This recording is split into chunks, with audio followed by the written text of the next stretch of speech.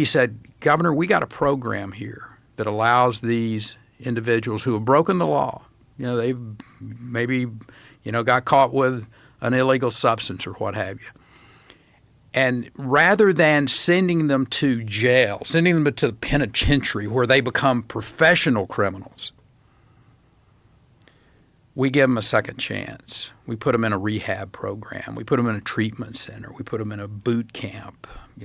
Give them these options rather than sending them to prison where they're going to become professional criminals and the recidivism rate is going to continue on. I'm kind of like, nope, I'm tough on crime. That's what us Republicans do. But it really got me thinking. I mean, I am curious-minded about concepts and ideas. So that brought me to having conversations and, long story short, that single conversation led to Texas leading the nation with criminal justice reform. Texas Public Policy Foundation that now Secretary of Agriculture Brooke Rollins was operating in the mid to late 2000s.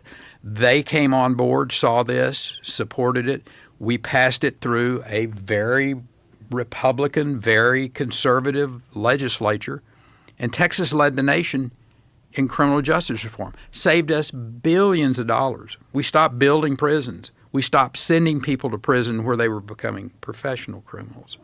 So that template, if you will, was what we took to Donald Trump in 2018. And he was just like me initially. I'm tough on crime. But he was open. He was curious. Brooke Rollins, interestingly, had come up and was his domestic policy advisor at that time, and she made the pitch, and he was open. And that conversation led to him being open to federal criminal justice reform.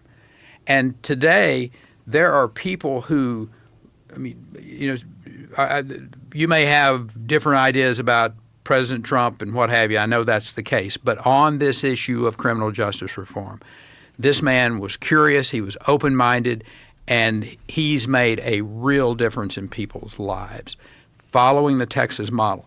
The reason I share that with you as a example, that's where I was on these compounds, these drugs, these psychedelics. I mean, I grew up in the 60s. Timothy O'Leary